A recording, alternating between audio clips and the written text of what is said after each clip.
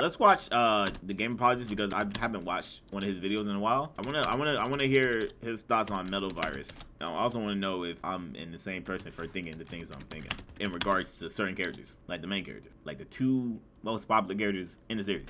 Type shit. In fact, no, he made a whole video on Shadow, didn't he? Maybe we should watch that first. Yeah, 30 minutes long. Welcome back to Sonic Speed Reading, and welcome to Crisis City, also known as Sunset City, as Rouge explains to Sonic for some reason. What a great name! That's I think not. I'll steal Well, it's that too and late. use it for a podcast. It's too late. I know this is just here to explain. I don't want to talk what about it this either. place is and give some weight to the importance of it for the reader. have and, to. you know, a little bit of world building here. It's cute. It's fine. It's just I don't Sounds know almost why good. Rouge is explaining this Welcome to to the Sonic. stream. I also love at the end of the page we see some of the zombots climbing up the side of buildings, and this shows us that nowhere is actually safe from these things. Like, they can just crawl up the side of buildings with ease, but they just look like they got distracted and just decided to go dink around somewhere else. It looks funny to me. I don't know. Anyway, we waste no time with the action as we see Sonic spinball his way through a God, still horde. such a He's good trying to art, make chat. his way through this mess Really to good. find survivors, and also quickly remind the reader that the more he touches zombots, the more his own virus spreads, so he has to be careful. And he does indeed find survivors on the upper floors of these buildings, and as we just saw, zombots can reach them, so Sonic can't waste any time. He's got to get him out of there. But just as he's about to pave his way through some zombie boys, a rain of gunfire impedes his movement. Turns out, Omega has shown up. Big And if you don't Omega. know anything about Omega, Hey, Omega he's a is rogue is so Eggman good in badnik this. who hates Eggman and all of his badniks. he's to too good in Omega, here. these are all Eggman robots and therefore must be eliminated. Sonic tries to explain that these are not the normal badniks. These are innocent people that have been transformed by the metal virus. And Yeah. and then we see one of Ian Flynn's strengths when it comes I think this is the funniest scene in IDW so far. This shit was way too funny, bro. Literally did the SpongeBob, is this your wallet meme? Like, come on, bro. to characters. I love the way he writes Omega, because he just holds up one of these stupid zombots and just asks Sonic, is this a robot? Sonic's kind of stuttered around, like, yeah, I mean, I guess. Was this created by Eggman? Well, I mean, technically. Well, then it must be destroyed. He's shouldn't it? Cut lambs. dry. I love the He's robots of this lambs series. him into the fucking, what's it called? But That shit Sonic's is gonna funny as leave him hell. be because, as it turns out, Omega's not actually doing anything to these guys. At this point, Rouge makes contact with Sonic directly, and in turn, they start directing survivors towards the truck so they can get them out of town. They meet up at Grand Gold Flicky Hotel. Oh, I love that statue. And here, Sonic and Rouge kind of catch each other up a little bit here. Rouge points out that this assault seems a little sloppy even for Eggman standards, and Sonic points out that it's because that he's no longer controlling the zombots. Sonic asks about Shadow's location, and Rouge responds that he's off to pick up a truck. How sweet. We then have some more survivors, get to the barricade, and again, this is reminding I just realized, did we ever get a reason why Sonic can just run off the metal virus? Did we get a, I feel like Tails explained it. I feel like, no, he put the thing on Sonic so that they could get information, but Sonic busted it up. Did we ever get an explanation on why he can just run it off? readers that Sonic can't touch anybody, so he's got to get creative with how he deals with zombots and saving people's lives. He runs into It's because, okay, wait, how did you get the TM there? How did you get the trademark symbol there? What the fuck? to Omega That's again, just asking very him what he thinks he's doing. He's got to keep convenient, zombots right? away from the hotel, and Omega tells him that there are too many targets. The enemy's advancing from both directions. Because that's right, there's a second wave of zombots I'm not gonna say where coming that. That's in. what I'm saying, bro. Like, spill the fucking beans, Avery. Sonic's about ready to deal with them, but then he notices a large mass making its way through the horde. It's a semi, of course it is. And from it steps Shadow the Hedgehog, looking quite pissed. Sonic tries to sass him, and Shadow's not having any of it. Sonic Yeah. tries to tell him to chill out because he was joking, and again, Shadow is just not in the mood. He points out that if he had destroyed Eggman in Windmill Village, none of this would be happening. And then I guess Sonic's trying to go for a pity because he's like, hey, I'm dealing with the infection too. And Shadow's like, you get what you deserve, bro. I don't know what to tell you. I mean, look how pissed Sonic is. He can't refute any of this. And I can't really blame Shadow for being ticked off with the guy. And you would think from here we would get an interesting dynamic between the two, but let's keep going. would. Sonic, realizing that this isn't the time or place to get into it with Shadow, tells him that he's gonna go take care of his infection, thanks him for bringing the truck, and tells him not to let the zombots touch him. Shadow says, I know. And Sonic says, if it happens, you should be fast enough to run it off like me. To which Shadow responds, cowards run, I win. Yeah, that seems about on point for Shadow. Let's keep going. Shadow touches base with Omega. It's so corny and disgusting. Like I get the whole being mad at Sonic because it's like, yo, like we was right there, man. But it's just like, dang, bro, like we all in this together, gang. But I guess not, because cowards run, but I win. Like, I win. Like, okay, yeah. Yeah, you win in this situation, indeed, yeah. Yeah, Shadow and 4. Shadow and 4, bro. Giving him some orders to how to contain the situation, leaving Shadow to take on the Zombot horde himself, to which he shoots some lights at him and kicks him with his shoes and flips around, I guess. I don't really know what he's actually accomplishing, but, you know, whatever. We get back to Rouge, who's directing survivors towards the truck, notices that Shadow's making a mess within the middle of the horde, points out that he's being reckless, as we know Shadow to be. Nothing wrong here, nothing whatsoever. And then we get back to Shadow, who is just fighting Zombots, pointing out that they're quite resilient. He's straight up... Oh man, he straight up curb stomps a zombie with those sweet kicks of his and gets up with a picasso. Somebody told me that him kicking them with his shoe, and I'm like, why would it not infect him? why wouldn't it? Picasso face. Being impressed, Shadow decides to show off his sick breakdancing skills and also points out that the metal virus can't infect the ultimate life form. I just feel like they should have explained. They should have just explained why he's able to run it off. Like, huh? Like, I'm racking my brain. Like, that doesn't make any sense. Like, what? I don't know where he got the data for that, but sure. This is all on the up and up so far. No problems whatsoever. We then get back to Sonic, who is running around on the outskirts of town and pointing out something I don't think have ever seen in the comics.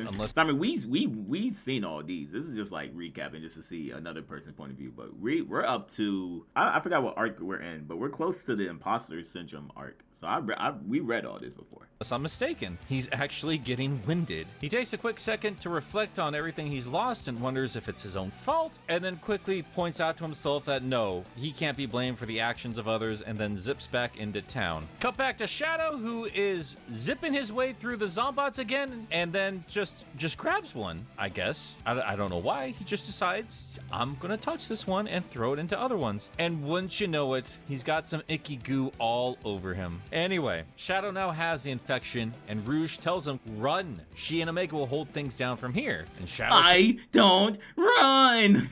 He's fucking idiot. Says, I don't run. And begins to just straight up punch Zombots. Totally in line with everything we know about Shadow so far. No problems here. Omega can't provide backup for Shadow because there are just way too many of them for him to take care of. And... well, once you know it, Shadow gets overtaken. He was meant to cure all diseases. So surely he'll be immune to a metal virus 50 years after he was created, mind you. Like, yeah, like I'm sure that technology 50 years ago would definitely work against, you know, technology now. Plus, he doesn't even mention it, bro. All that shit is headcanon. Like, yes, he was indeed created to be immune to this, that, and the third, but they don't even mention it in their own story. So I don't think he even considered that, especially with his dialogue choice. I don't think he ever thought to himself, oh, well, I can't be immune because Dr. Gerald Robotnik created me this. Like, I don't think he's just an egotistical motherfucker. That's what he's just a big piece of shit. Fuck. Sonic makes his way back into the middle of town, and Rouge tells Sonic to handle Shadow. And Sonic's like, handle? I think you're the only one he listens to, which he clearly didn't. But as Sonic finds out, what Rouge actually meant was that he had to take care of Zombot Shadow. But yeah, he does say like, oh yeah, well, you're the only one he listens to. Nigga, he doesn't listen to anyone, apparently. Like, nobody can stop this motherfucker. Yeah, totally fine. No problems here. Okay, so before we break down everything we just witnessed, let's carry on through issue 20 first. We're gonna spend most of our time with Sonic versus Zombot Shadow. Stupid. Sonic quickly overpowers Shadow, pointing out that a healthy Shadow would have seen that move coming and countered it. But now he has to deal with Shadow on top of a bajillion Zombots. They fight for a little bit, and Sonic sends him off into a crowd of Zombots. And Sonic's quick quickly getting tuckered out. The situation has become completely uncontrollable, so Sonic just tells Rouge to take off and he'll hold off the zombots best he can. At this point, Omega jumps into the fray to help out. Or well, that's what Sonic assumes anyway. Omega's actually here because Eggman robots remain, and this must be corrected violently. Again, read this book for yourself. The way they write Omega is just fantastic. Really While they're so dealing good. with all these zombots, Sonic notices that Shadow isn't there, and then notices I didn't catch that. he's chasing after the truck. I didn't catch that. Just look at this. He No, just that looks is like a crazy. distracted dog chasing down a car. Like if they'd done it from the perspective of the truck, or like closer to Shadow, like making it really seem scary and dangerous, but it's all in the background. I don't know, but it's That just is me. crazy. He just looks ridiculous. My truck! Oh my god. Bring my that's truck great.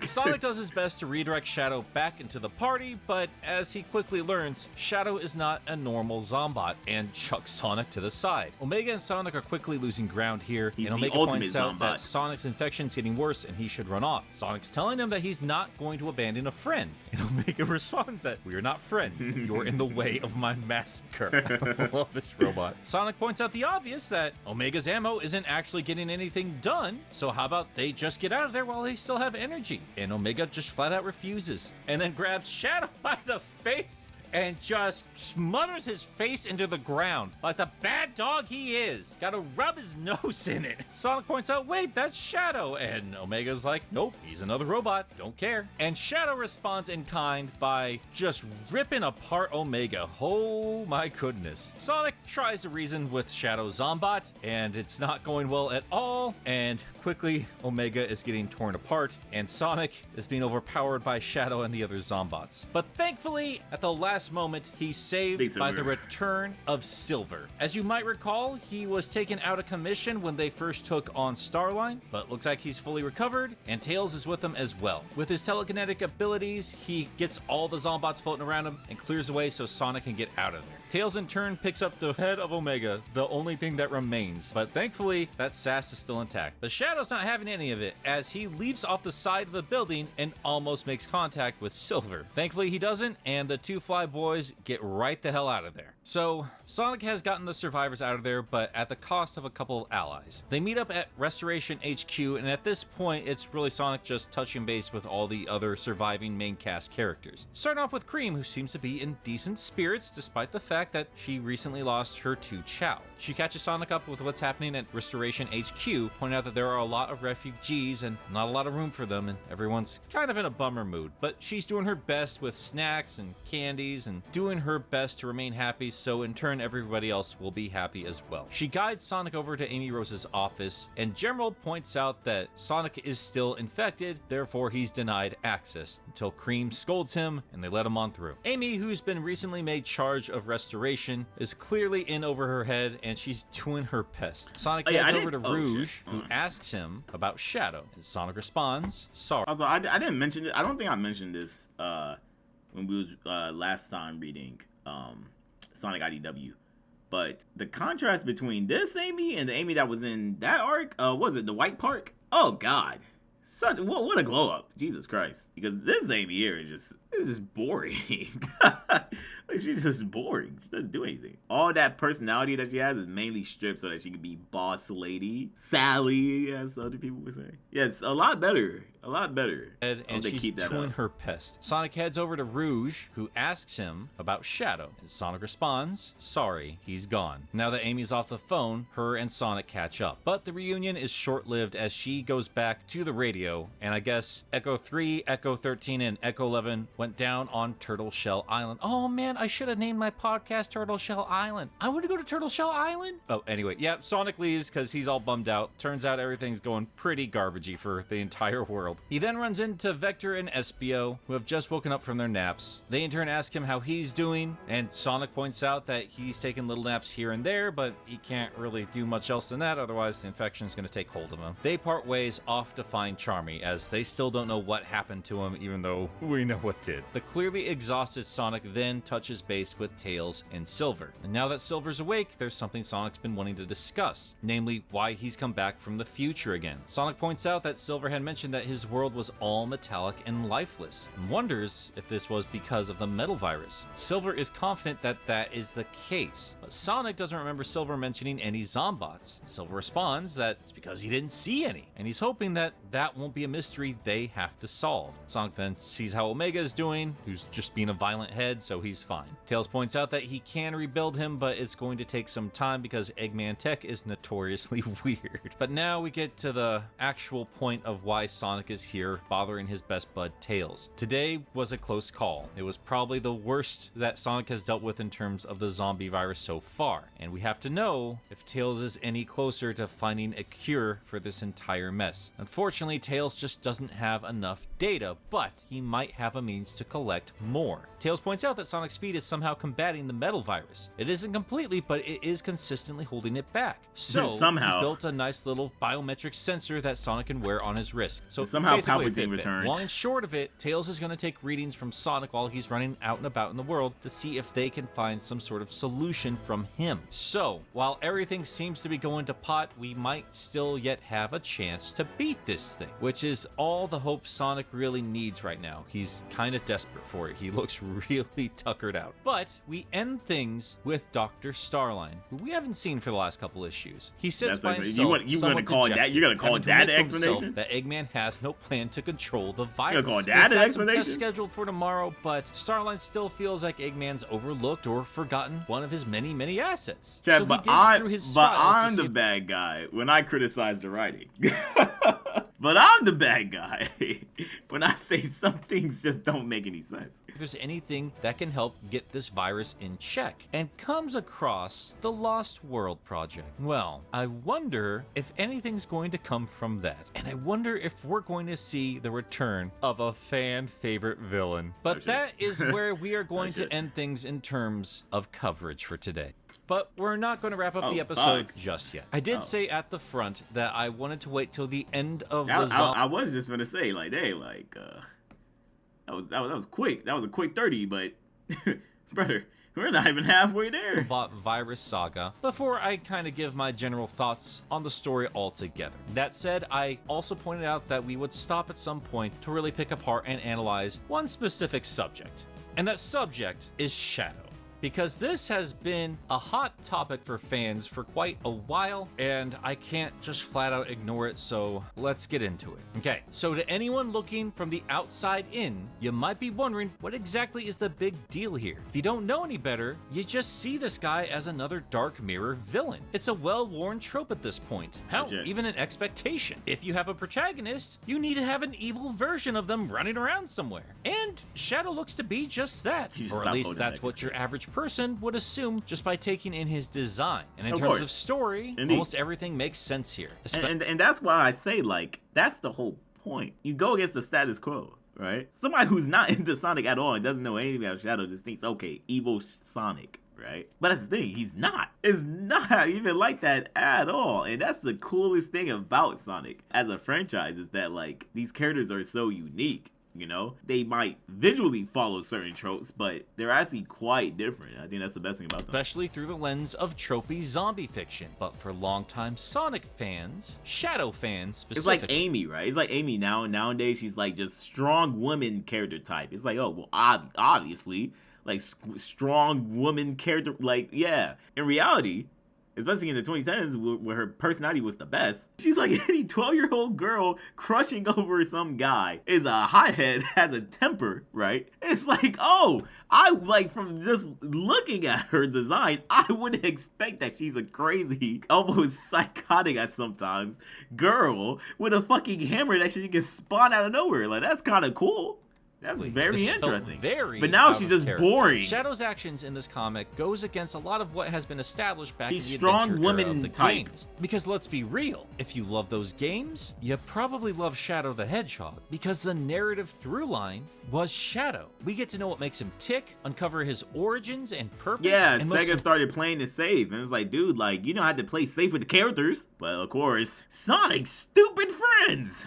importantly, we get to see him grow as a character, more so than anyone else in those stretch of games. Those are sometimes called the dark ages of the Sonic franchise, and while not a fan of that term, you could take it quite literally, because all of those games revolve around the Dark Hedgehog. Even when he's just a part of the ensemble cast, his narrative is usually the most interesting portion of the game's story. Right. He was the badass new bad guy who turned out to have a lot more going on under that moody exterior. And I've gone on record saying I'm not the biggest fan of the stories told in those games, but I like them well enough to certainly understand why people attached to those projects as passionately as they did. We were in a brave new era of video game storytelling, and for a lot of kids of the day, this was their first taste of more complex characters, plots, and motivations. It's honestly no wonder there are so many fans of this era despite them being as notorious as they were in the wider gaming world. And adventure fans generally focus a lot more on the story than fans of the earlier classic games or later boost games, because the story was a major focus of the adventure games. So it's not much of a surprise many of them would turn to the comics for a more compelling narrative, especially in a time when many of those adventure fans have not been too happy with some more recent game script. God. Chad, look at his eyes. Oh my. This is like an edit. That looks so bad. And that's kind of the point of all these RJ comics. Sonic behind you the can't faces play a became comic. Sonic. You're here because you love these characters and you want to spend a little more time with them in their world. But that only works when those characters are staying true to, well, their character. And here we have Shadow acting arrogant and reckless, easily one of the most powerful characters in the cast, and he's taken out by grabbing a zombot? What? He ignores Sonic, he ignores his teammates, and he ignores a lot of his own history in terms of tackling desperate situations, such as this. So yeah, I get why a lot of fans are really upset with this issue. Under all of that dark... But again, people try to defend this shit because it's Shadow. We love Shadow. Shadow could never be written bad.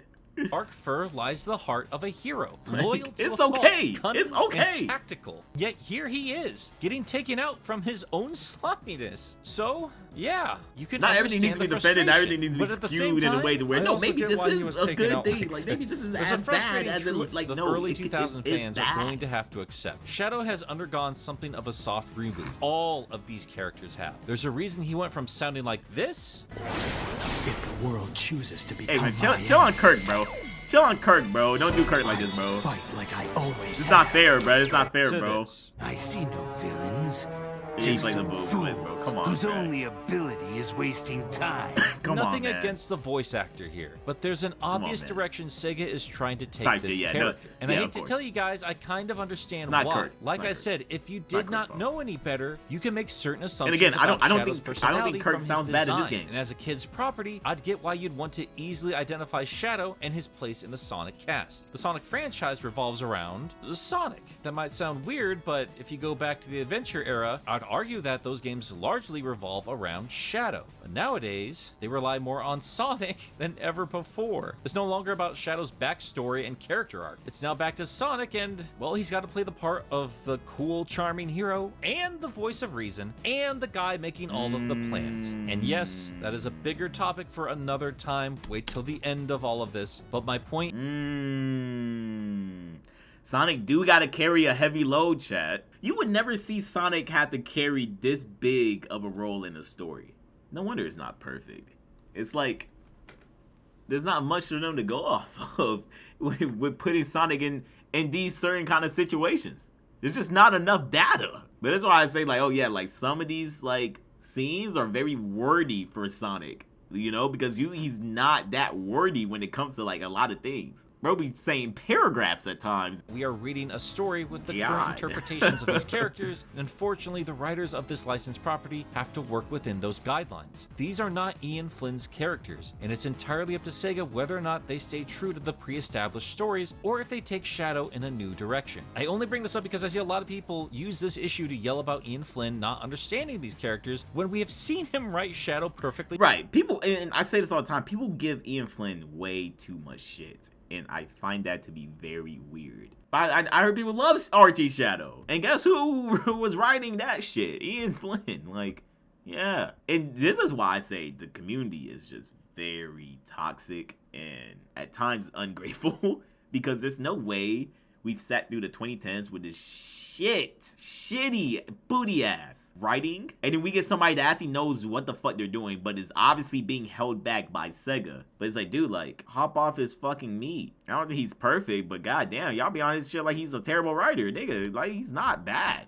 Fine within Archie canon. Yes, every writer is going to have a slightly different spin on this I'm franchise, but at the praying end of the that day, they it's up to Sega to like, determine the overall direction. you know what I'm saying? Flynn's Like, been oh, Shadow upfront has to be about this way. this, Like, and let no, him I don't cook, think he's please. lying, because that probably wouldn't do well for Sega if he was lying about the company giving him the paychecks. But that does not excuse this book from criticism. Even with these guidelines in place, there's definitely some weak points worth discussing. You're telling me that Right. Shadow didn't jump into this... And this what I'd be saying too, like, mandates aside, whatever Ian Flynn and Sega got going on aside, I'm still gonna call this shit ass.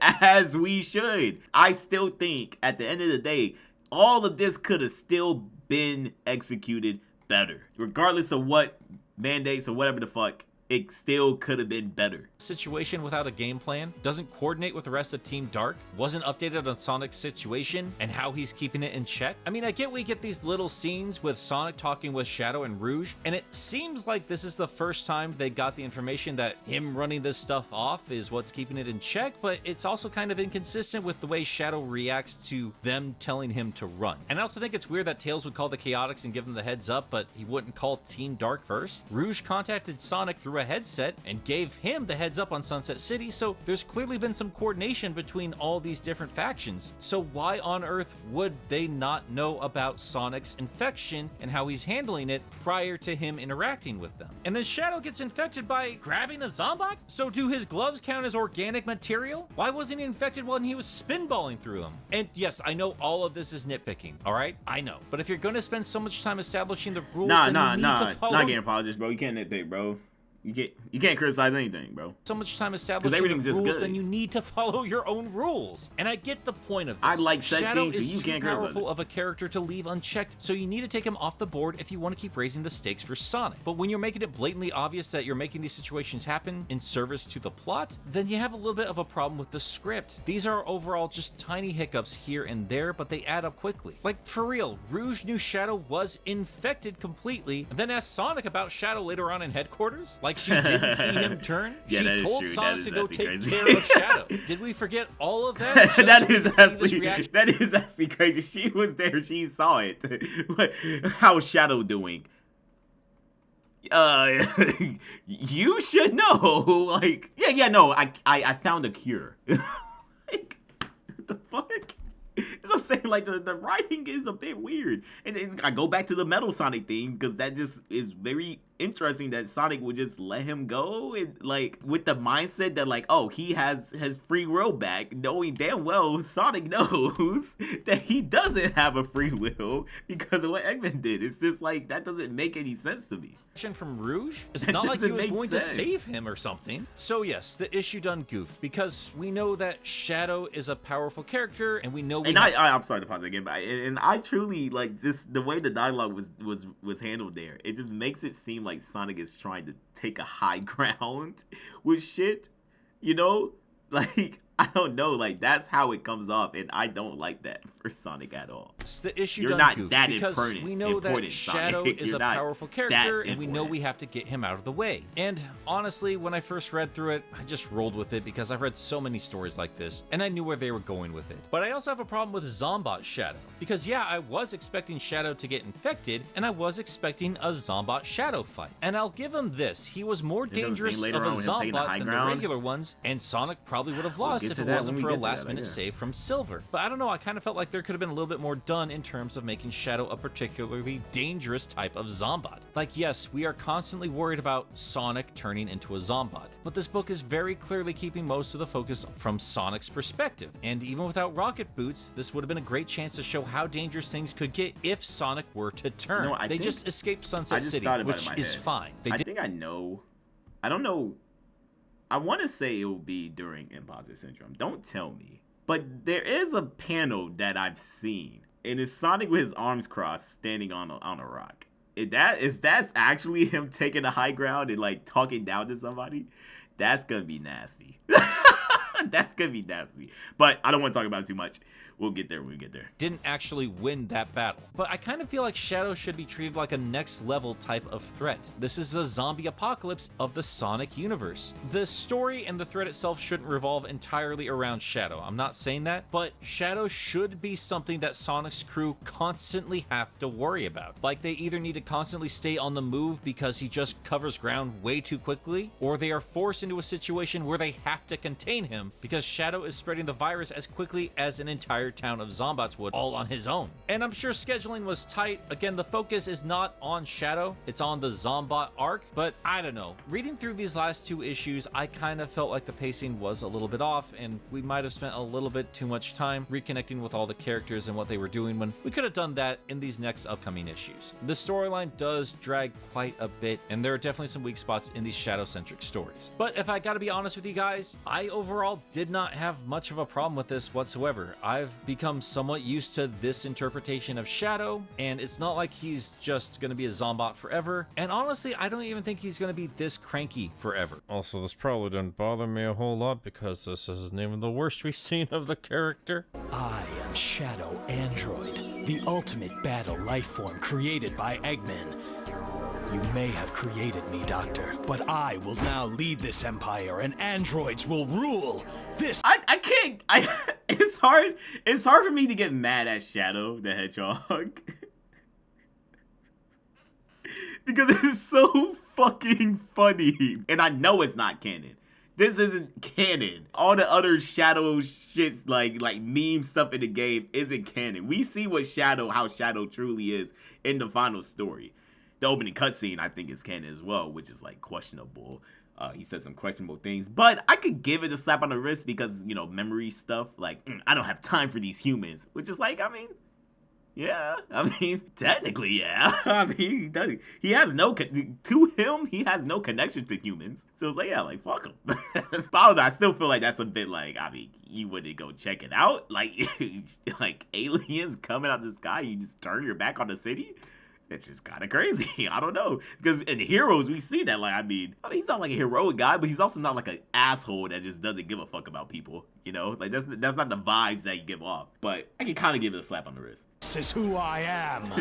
I'm sending you straight to hell. It sucks when one of your favorite characters is being reinterpreted in a way that doesn't work for you, especially when they do soft reboots, yet still expect you to keep everything that happened before as canon. But that's kind of what happens with long-running franchises. I'm not saying you just have to grin and bear it. I think it's important to express your frustrations and your criticisms, but I also think it's important where you're expressing them too. Well, I will say with Shadow the Hedgehog, the PR on the character, you just look at that game because you need hella context to know that that's not actually how this character acts. But I mean, the game is called Shadow the Hedgehog, and you play the game Shadow the Hedgehog, and you just think, oh, this is just how this character is. That's the only thing I really get mad at, because it's like, bro, what the fuck? There's more of Shadow being out of character in that game than him being in character, which is just crazy to me.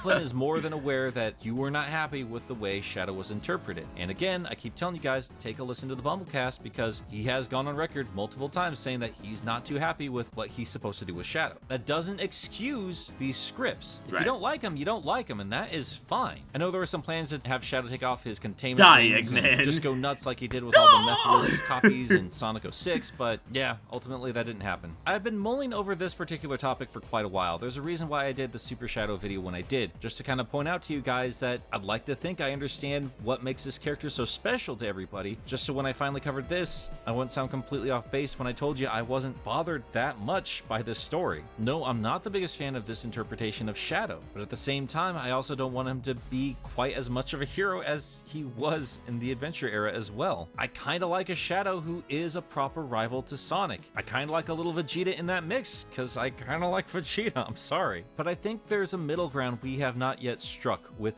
this character, and despite all the bashing everyone's done with Sonic Forces, I think it's important to look at how Shadow was interpreted in that game. Again, not quite as well as he was back in the Adventure era, but I definitely think we're moving closer. You can't be mad at Shadow in this game. You can't. Like, he kind of acts pretty well. Like, I mean, looking back on Forces, you can't like say anything about Shadow. That's bad. Both of my Infinite beats his ass. So yo, get your pathetic face out. Like, I don't want to see your pathetic face ever again. made that nigga wear a mask. That's badass.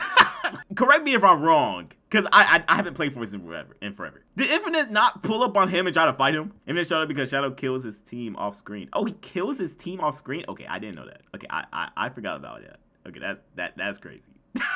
Okay, that's crazy. Okay, I can't defend that. Alright, never mind. I can't defend that. Never mind. I kind of miss Sonic being a little bit of a dick, or being a little flippant, or rushing too quickly into a situation. I kind of wanted a story that I thought I would get when I saw the cover of this comic book, where we see Team Dark trying to get survivors away from zombots, and Shadow looks pissed because Sonic doesn't look like he's taking the situation seriously. I mean, there's like 100 different ways you could have Shadow get infected that would have been great. People. I don't even think you need that to would have take been off great. his rings. Maybe he's really honestly you know, pissed I with think Sonic because I can see Shadow not being like very fond of how Sonic takes situations, because Sonic isn't a serious nigga. He's not a serious ass dude. In the toughest of situations, he's not the serious guy in the room. And Shadow, that as he takes things pretty seriously, would be annoyed. But I feel like certain interpretations of these characters, like Sonic Prime, kind of takes it a bit too far. Like, Sonic is really, really annoying, and Shadow gets really, really mad at him. You know, like, it's a bit too much, guys. A little, like, dial it down a little bit. Yeah, I can definitely see, like, these guys being at odds because, you know, personality clashing, right? But they know at the end of the day, like, they're kind of, like, they're the same. They want the same thing. They're two sides of the same coin. That's what I always say. Help enable this situation. I think that is a great way to have these two characters come at odds with each other, and I would have liked to see more of that play out. I would have loved to see that expanded upon. And when Shadow finally turns, I don't know. You could have had Sonic accidentally bump into him, or Shadow going out of his way to stop Sonic from going fully converted because he knows how dangerous Sonic would be as a zombot. I don't know. I'm just spitting off the top of my head. I'm not sitting in front of this and I'm just using hindsight. But my point is, there was a lot of potential story worth telling between these two characters, and a lot of decent excuses to have them be at odds with each other without it sacrificing the core ideals of Shadow that we know so far. But again, I haven't seen Sega's notes. I have no idea what's been said to Ian about the direction of the character. And ultimately, at the end of the day, Shadow is not the most important character in this storyline. And he has, whether you like it or not, stayed pretty consistent for his characterization in the IDW canon. Yes, it's spun off from the main core game canon. yeah, he's being consistent, but he's being consistently ass. Shadow's been tired of it. I'm tired for this past decade, whether you like it or not. So while I'm not the happiest I could be with it, and while I do think there could have been better ways to get to the end goal they were going for, I'm still overall okay with it. It was still a fun, crazy, chaotic mess, and this is where the book really feels like things are about to get really bad, because we're starting to see Sonic get tired and worried and stressed, and I think that would make a bigger impact if he was a lot more flippant and foolish prior to this point, like trying to hold back his own guilt for the situation by being brash and arrogant and all this other stuff we've known Sonic to be in the past. I don't know. I'm sure Ian Flynn has his own hundreds of different ways he would have liked to do this particular story. But again, when you're writing a licensed property, you don't have as many options as you would like. It's a bigger challenge than people give it credit for. Critique this issue, make of it what you will. Right. And yes, if there are ways the writers could have improved even within their own given guidelines, then yeah, I don't think it's too much to ask them to step the game up. Just understand there are guidelines in place. But yeah, that's just gonna about wrap up all my thoughts about this notorious moment in IDW. I like the way Sonic this guy history. thinks. I get why it's there, and I hope I picked it apart well enough that I can validate those frustrations and explain them away, but at the same time, like I said at the start, when I first read through this, I didn't even blink an eye. I thought Shadow kind of went out like a bitch, but I also kind of expected him to go out. So he got some cool hits in. You're not a real Shadow fan, then. I'm playing. Because this was a very hard scene for me to see. One of my favorite video game characters ever being assassinated before my very eyes. He did some cool extra stuff as a zombot, and I would have liked more, and I would have liked some stuff done a little bit differently, but at the same time, the overall pressing issue of the zombot threat is far more interesting to me, and I'm sure that this is just going to be a weak point in the history of Shadow the Hedgehog. This character isn't going anywhere, and whether or not you like a current interpretation of him, just remember that's not always going to be the case. Express your frustrations. Why can't it be? Why not? Why not? Express your criticisms, help the writers and the IP holders and everybody else guide these characters in a way that facilitates the fan base, because there's a reason you fell in love with these characters. Don't let anybody honestly, if those keep you reasons quiet shine about through, this there's shit. no reason they can't build If that you think fan something's base. ass, say but it. at the same time, don't let it ruin your day. Don't let this silly Right, moment that, of course. ruin an entire storyline or comic series for Right. you. If Because this at the was end of the day, literally all this is it still took a to good make arc. you swear off Even with the IDW Shadow Sonic, shit, well, I'm it's sorry, still a good you're arc. missing out on a lot It's of still great really stories fucking good. here. And while it might not be true to what games have interpreted Shadow, bar might be like in hell, literally but- almost 20 years ago, it still works well enough within the canon provided by the comic books so far. So yeah, not my favorite thing in the world, but ain't gonna Yeah, some ruin my people. day. Yeah, And, yeah, some people. yeah, Some people go too hard, bro. Some people go too hard. When at the end of the day, it's a fucking cartoon comic about fucking human animal creatures, bro. You're talking about Sonic the fucking Hedgehog here, man. At the end of the day, who really gives a fuck? It's not that deep. We're not gonna go to war for this. And I think having debates and arguments about this stuff is healthy for the community. I'm sick and tired of And talking it should be about this, treated as so something that's we're just a gonna fun wrap thing it up, to and I discuss. will catch you next Not time. a fucking war between the fan base. Like y'all too much at war each other, bro. It's not that deep. On Sonic Speed Reading. Toot toot, Sonic Warriors. That's why I try to respond to most people. And like, you know what I'm saying? Like most people that have like takes that I disagree with, or some people that like don't agree with my takes and really respond, I try to respond to them. Because I'm trying to have an actual conversation, you know? I'm trying to actually have an actual, like, you know what I'm saying? Like discussing on why y'all think this way. You know what I'm saying? Because Lord knows, I really don't know where the fuck y'all be coming from with some of this shit, man.